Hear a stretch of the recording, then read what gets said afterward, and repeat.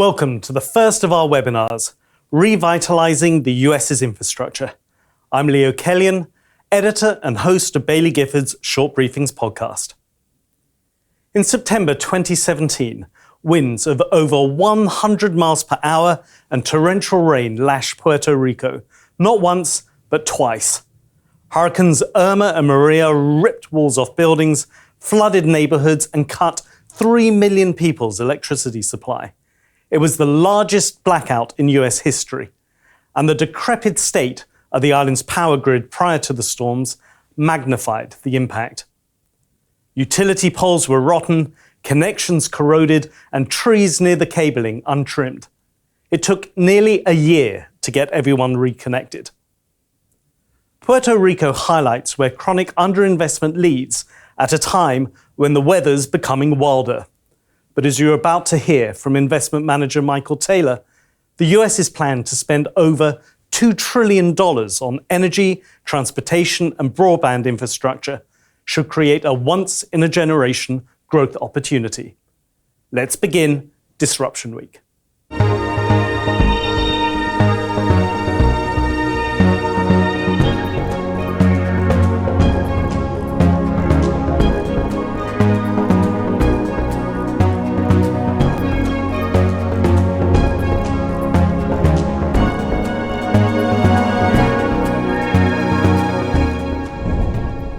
Hello and welcome.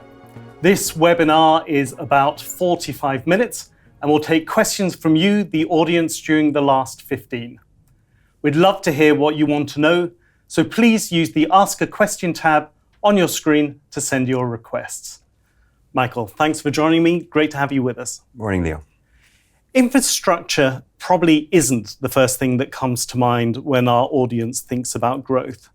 So can you tell me why you're excited about finding exceptional companies in this sector? I think that's a fair observation. So if you look at the history of a number of these businesses, they haven't really grown. And what's more than that, they don't even do anything that's particularly exciting. So when we're talking about infrastructure businesses, we're talking about companies that mine gravel or sell telegraph poles or install heating and ventilation systems. But I think the future here is not well represented by the past. These companies are going to become exceptional growth businesses because they confront an exceptional problem. What do I mean by that? Well, US infrastructure is in an appalling state, in my view. And we've got some external verification for that statement. So the US Society of Civil Engineers, which looks at the problems of infrastructure in quite a granular way, brands US infrastructure a C-, and that rates roads, it rates water systems, it rates the grid, and so on. And so there is an enormous problem here. And I've got a few facts, actually, to bring it to life. A quarter of bridges in America are structurally deficient or functionally obsolete. Fiber broadband penetration is lower than Colombia. My personal favorite here, a good proportion of water piping in the Northeast is made of lead or wood. And up to half of all America's clean water is lost to leaks each year. So this is an absolutely enormous problem. And in fact, that Society of Civil Engineers puts a number on it. They suggest that the required investment to get up to speed here is several $1 trillion. The US has already signed acts into being worth more than $2 trillion. And I think that gives us a scale of what is required here. It's an absolutely enormous problem. So these boring companies with boring histories are about to look, in my view, a lot more exciting. You say it's an enormous problem. Your focus as an investor is the US. Is the opportunity then that much greater to invest in infrastructure there than elsewhere? The problem is particularly acute in the US, but it is echoed elsewhere in the world, particularly in the Western world. So viewers in the UK will be familiar with the difficulties the United Kingdom has in doing any infrastructure problem, getting the planning, finding the funding. Situation's not quite as bad in Europe, but there are echoes. It is notable, however, that in certain parts of the world, they have no problem in finding the money and getting projects off the ground. So China, notably, has invested enormous amounts in infrastructure. But as you mentioned, Leo, my specialism is the US, and I think it's particularly acute there because infrastructure is in a poor state, but also because there are other linked themes going on. So The world may be deglobalizing. In a deglobalizing world, America wants to bring manufacturing back onshore. That's great, but to do that successfully, you need to have the infrastructure to support it, the grid to supply the power, the roads and ports to move the traded goods and so on. So yes, a problem echoed in a number of different parts of the world, but particularly acute in the United States. President-elect Trump, of course, comes back to power in January. Do you need to build in a risk that he scales back some of the infrastructure planned spending that President Biden signed into law? Yes, so who knows what President-elect Trump will choose to do? And I think it's a fair observation that a number of these acts which have brought that $2 trillion plus into being are partisan acts, the Inflation Reduction Act, for example. However, what gives me some comfort is that while they're partisan acts, I think the question of infrastructure and the need to renew it is a bipartisan issue. And that is because these the flaws, the faults, really affect Americans' day-to-day lives. So the average American spends 38 hours a year stuck in traffic commuting to work, and that number is going up. A structurally deficient bridge that collapses is, of course, a terrible risk to health and safety as well. So the faults and flaws of US infrastructure are having meaningful impact on the lives of day-to-day Americans. And I think that makes it a bipartisan issue.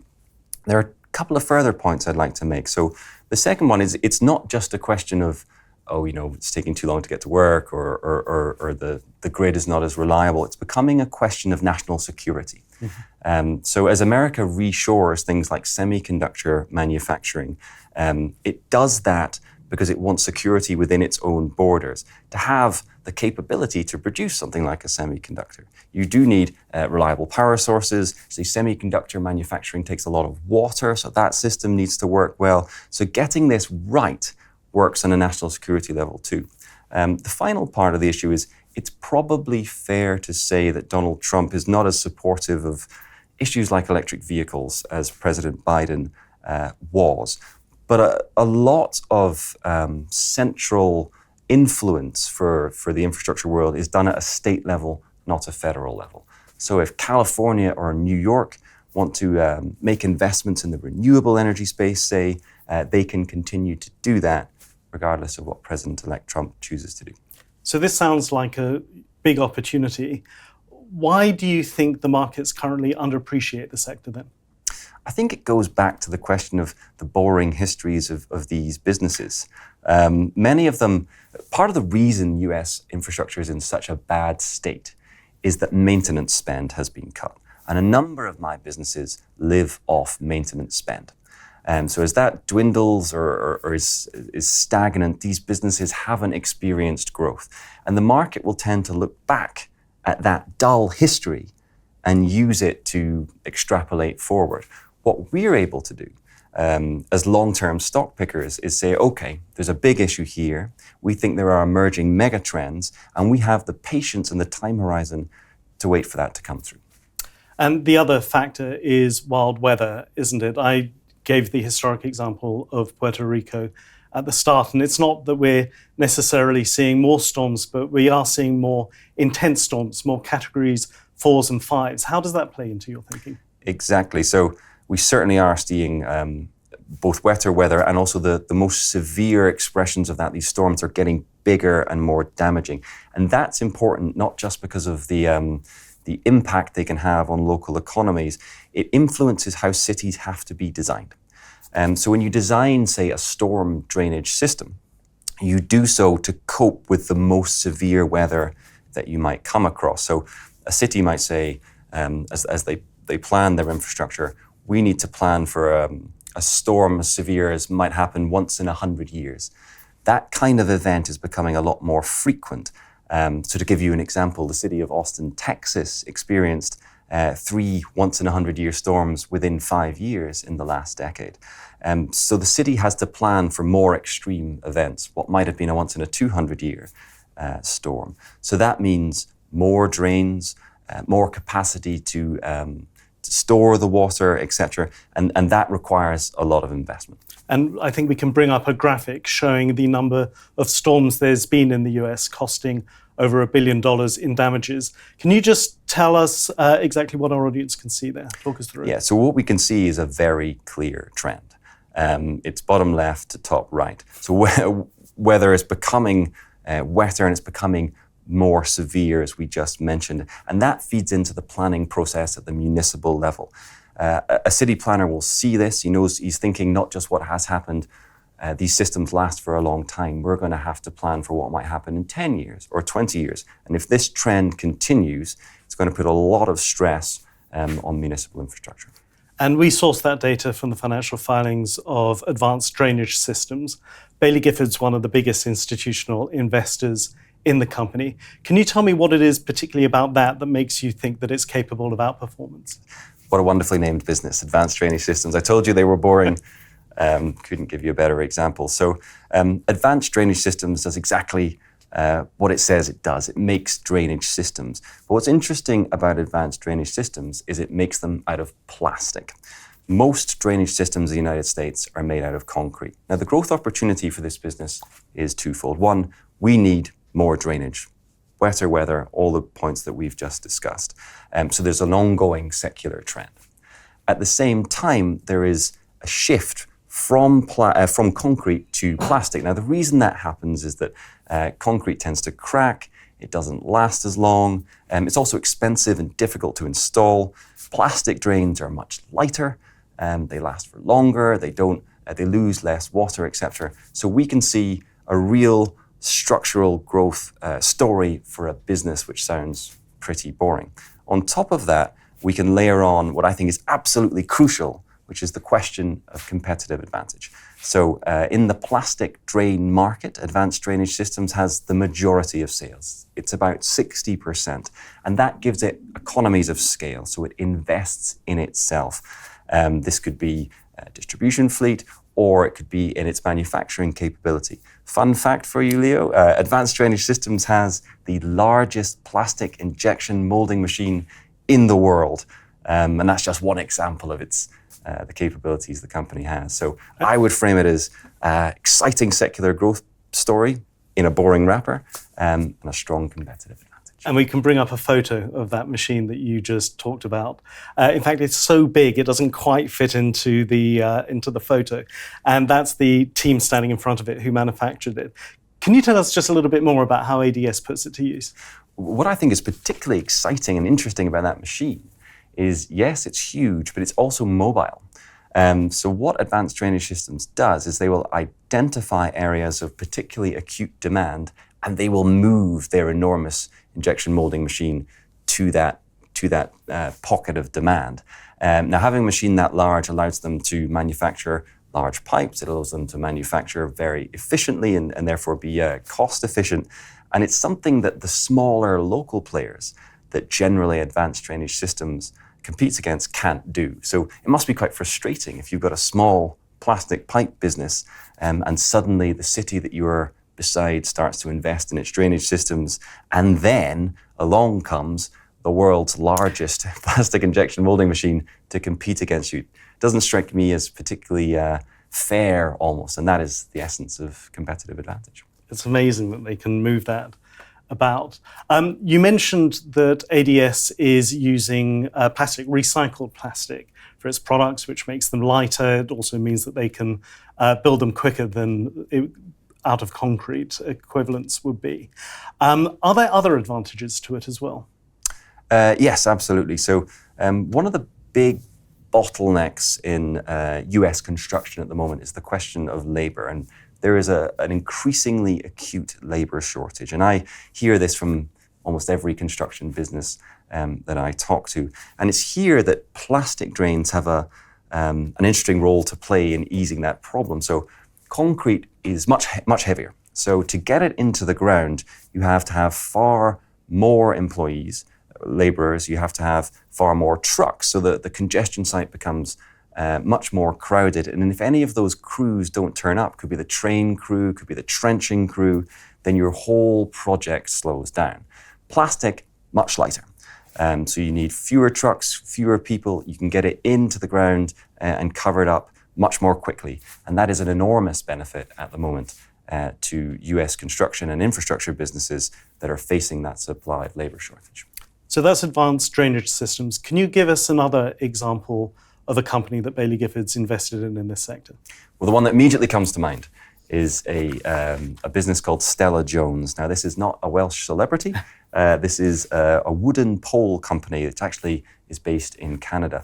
These wooden poles are used to support the grid. They're telegraph poles. They hold up wiring. Now, I mentioned earlier that maintenance budgets have been cut over the years. That is none so... a clear example of that is in the grid. So telegraph poles are only meant to last about 50 years. But the current grid was generally constructed in the post-war era. So those poles are too old. They're falling down. They're not up to standard. Mm-hmm. And so what Stella-Jones can do is meet that increasing maintenance demand. At the same time, the grid is expanding. What it is being required to do is changing. So we're used to having a centralized source of power. A big power plant might be coal or oil or gas, and taking that electricity to lots of homes that only use a little bit. In a more renewable world, power generation tends to be more dispersed. So wind farms, solar farms, they can be anywhere. At the same time, the way we use power is changing.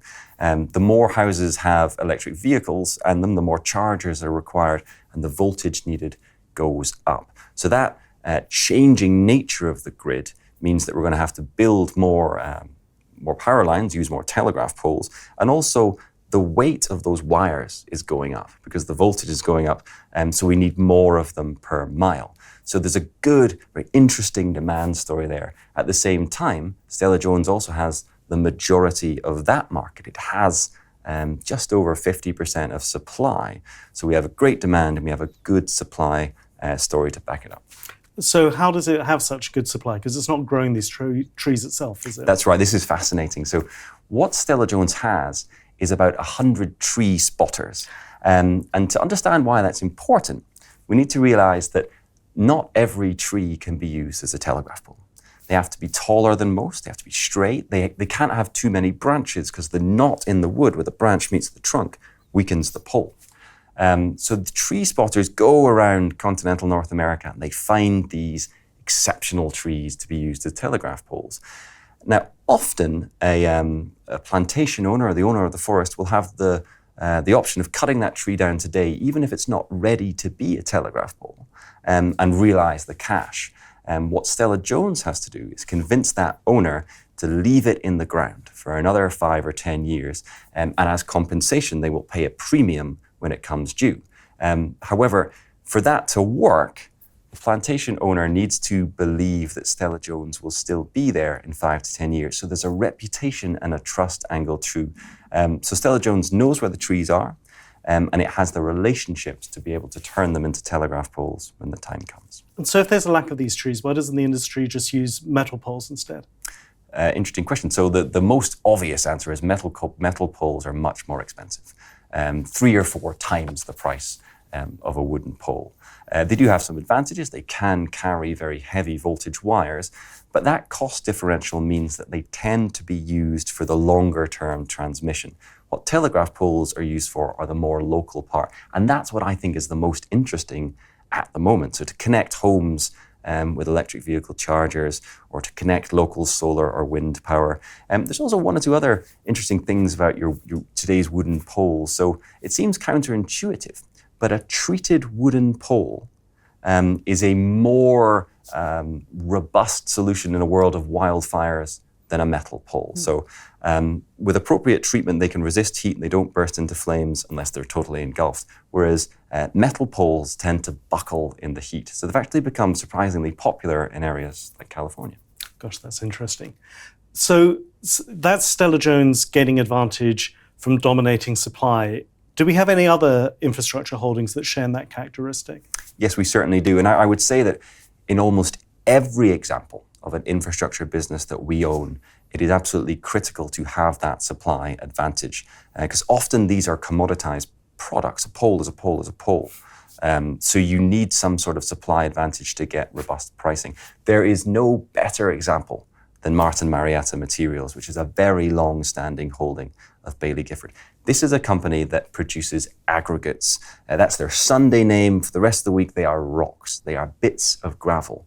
Now, aggregates are used in a number of different ways. Highway building, the construction of data centers require often aggregates in their foundations, or shorelines, dams, etc. There are many uses of these businesses and these aggregates, and they go into infrastructure projects. However, they're very heavy. And that limits how far they can be economically moved, because the cost of the fuel at a certain point begins to outweigh the cost or the value of the aggregates.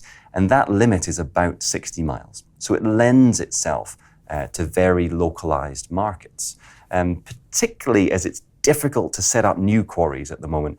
Nobody really wants them in their backyard. They're pretty loud, they're pretty dusty. So there are not many new quarries coming into existence. So you get these local monopolies of about 60 miles, and that lends itself to very strong pricing. Martin Marietta Materials at the moment hasn't seen much in the way of volume growth. It's been a wet period in America, so construction is more difficult, but it has seen very strong pricing, and that is what we look for. And you mentioned the difficulty in getting planning permission for new quarries, but the company's been growing through acquisitions, hasn't it? That's right. So we have this very strong pricing story. We do expect volumes to grow as well, and that leads to excellent cash flow. And what is critical for these businesses is that they have the ability to deploy it in productive ways. So Martin Marietta has that through mergers and acquisitions. So not many new quarries being built, but there are a number of them to buy. So Martin Marietta has deployed this cash in its target markets around the Southeast, Florida, and Carolinas, and in Texas as well. It can then use its expertise of how to run these quarries well to make them more profitable. So a very handy outlet for capital. We're long-term investors. When we buy a stock, we look to hold it for 5 to 10 years or longer.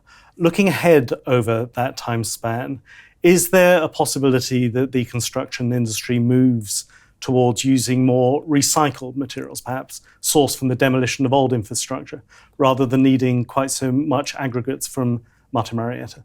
It's a very interesting question. So with Martin Marietta, as with the other examples, we're building not just a demand side story, but a supply side one as well. So any potential risk to the supply side is something that we pay very close attention to. And you're right, recycled aggregates is one avenue. However, it's a nuanced picture. Recycled aggregates have some uses, but in others they're not appropriate. So you can use recycled aggregates from roads to build other roads. It's not quite as straightforward as smashing up the road and putting it in another road. You need to wash the bitumen off, etc. So there is a cost to it. But a certain proportion of new roads can now be built with recycled aggregates. On the other hand, however, for certain construction uses, recycled aggregates are simply not appropriate.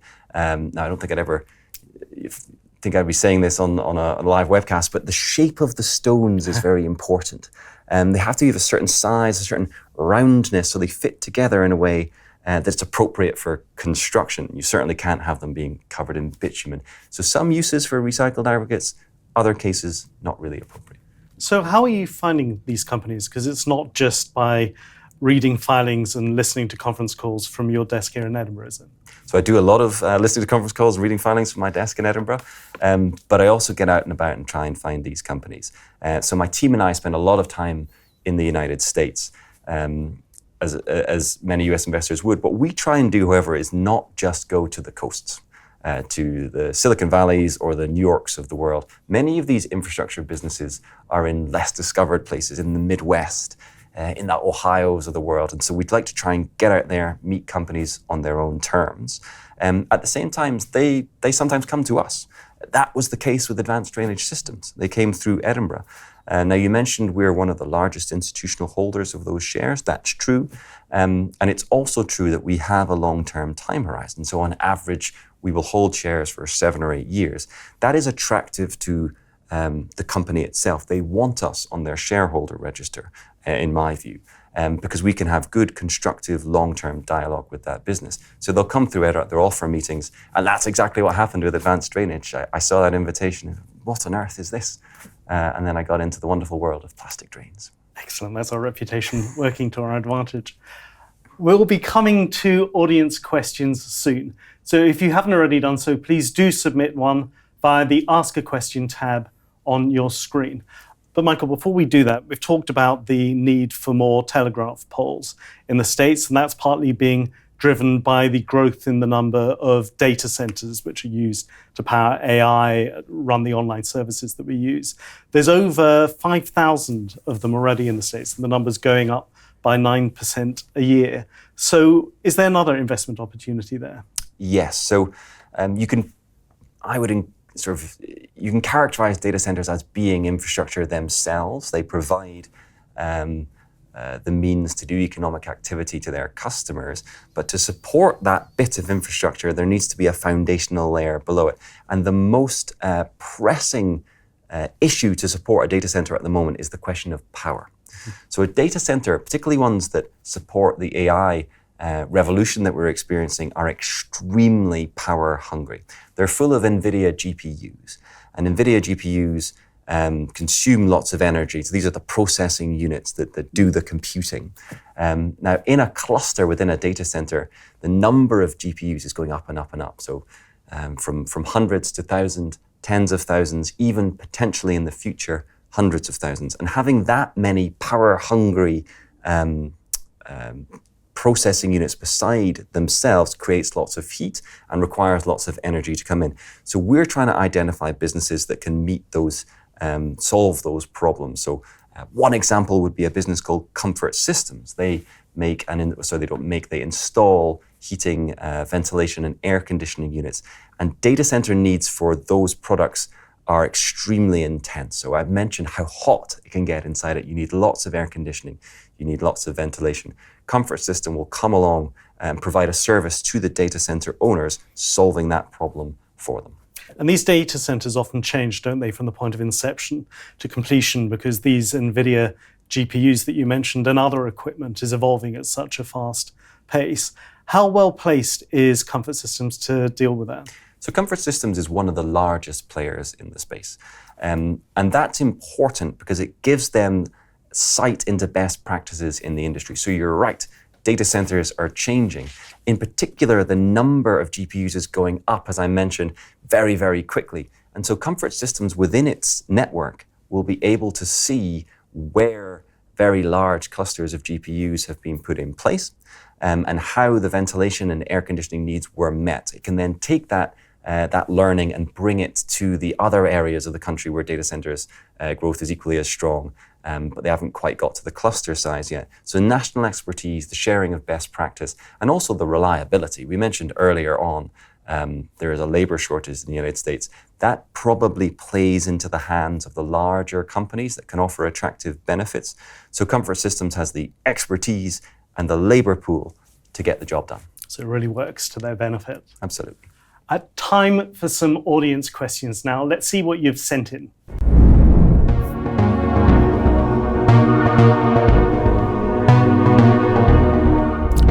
Okay, looking at the iPad here, the first one we've got is, how do you make sure you keep up to speed with US political and fiscal policy?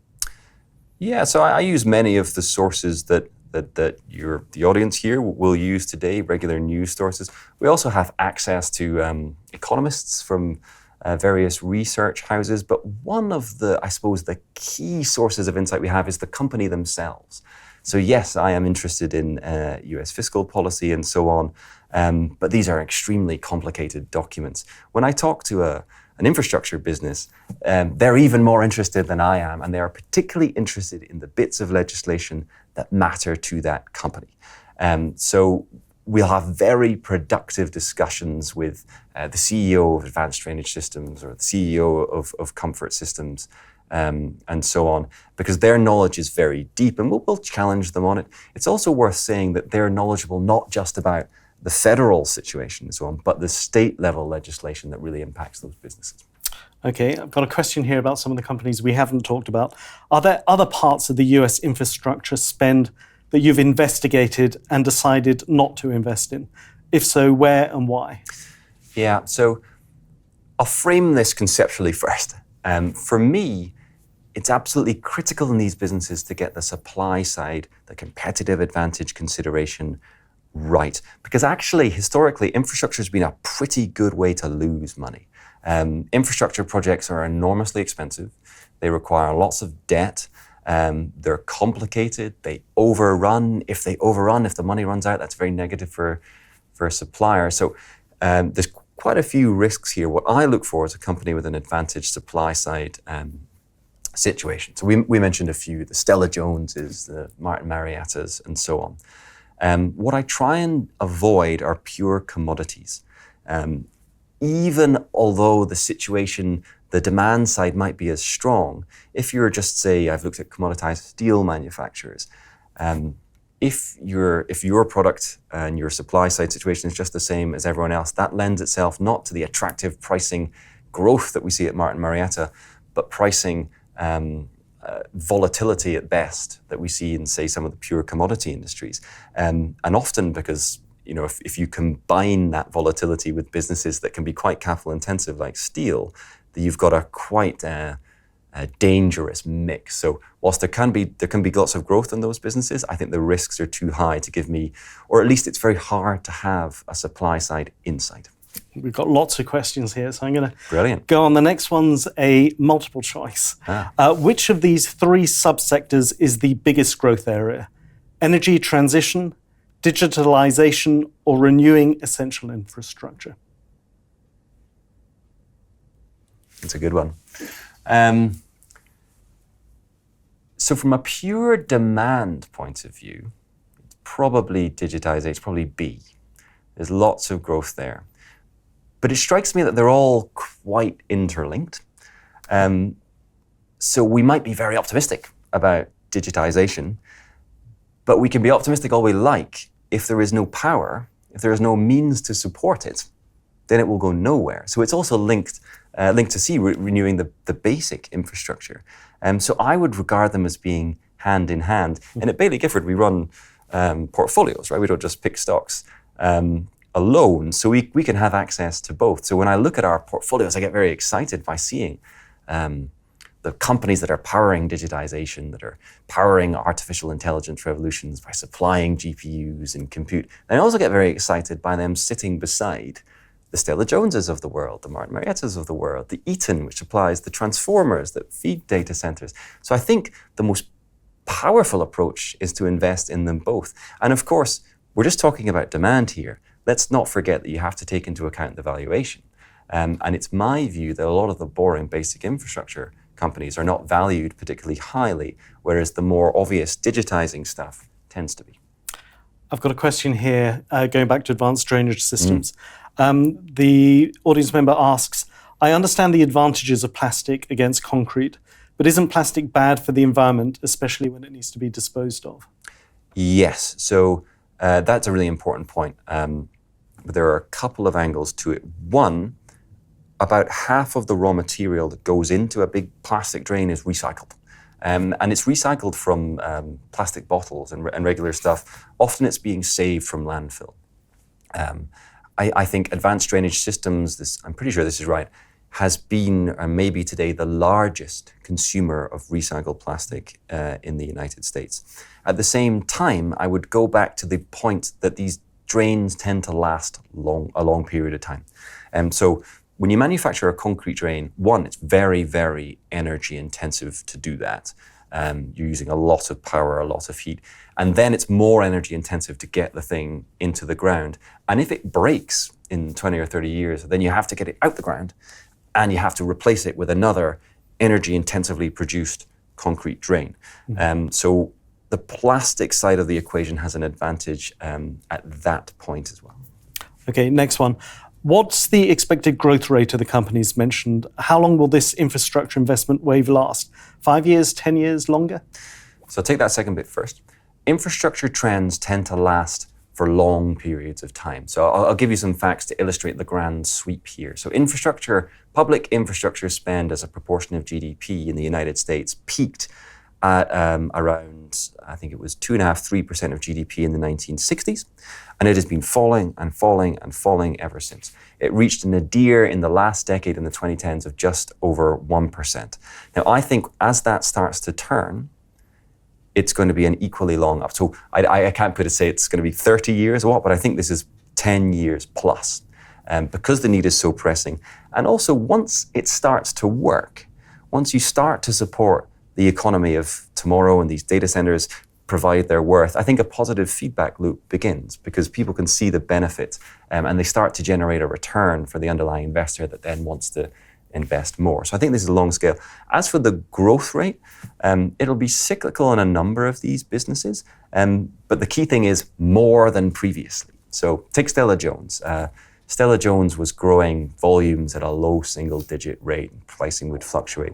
We are of the view that that can accelerate from a volume point of view to mid or high single digits, and then we can layer on pricing. Now, pricing won't be even because you're negotiating with utilities, but we think the telegraph pole part of Stella-Jones can grow well into the double digits. And what's really exciting for me is that's just the revenue line, right?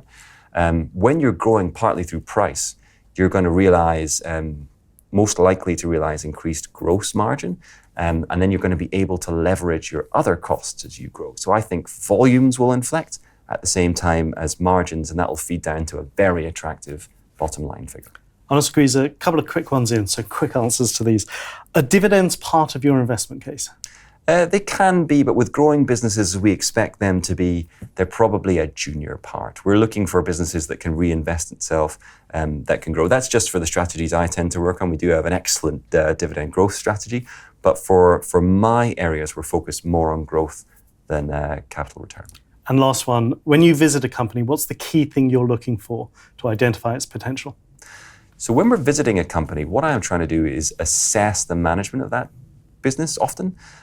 So that's their candor, their knowledge of the business. I am trying to move them away from the boilerplate presentations they'll often give at conferences and engage at, sometimes it's a more granular level, sometimes it's the obvious. I'll take a step back and take the business out of just talking about the quarterly numbers to ask what is really happening over 5 years. So to get both the bigger picture and something more granular. And often there are a few questions you can ask which will identify whether or not these businesses are really on top of their operations. If any of your audience ever happens to be meeting a CFO, ask them how long it takes to close their books.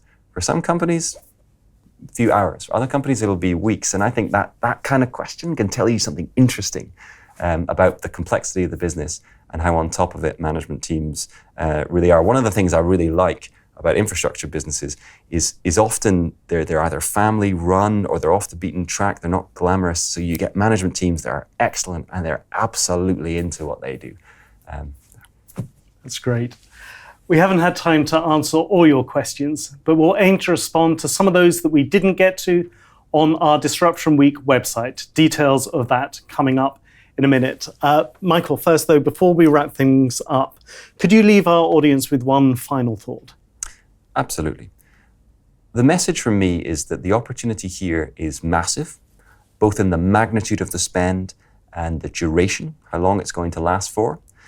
And what we can do at Baillie Gifford is take a stock-picking lens and find the absolutely best supply-side stories within that very attractive demand picture to find the companies that can really grow their profits at an exceptional rate for the long term. Michael, that's a great place to leave it. Thank you for speaking to me. Thanks, Leo. And I hope you, our audience, have enjoyed this conversation as much as we have. If you want to find out more about this and the other week's topics, please visit bailliegifford.com/Disruption Week. And make sure to register for tomorrow's session on private company investing. In it, we'll discuss why our long-term approach gives us an advantage when building relationships with founders, and we'll explore some of our most recent holdings. We'll also shortly publish a write-up and recording of today's session in case you want to recap the themes and the companies that Michael talked about.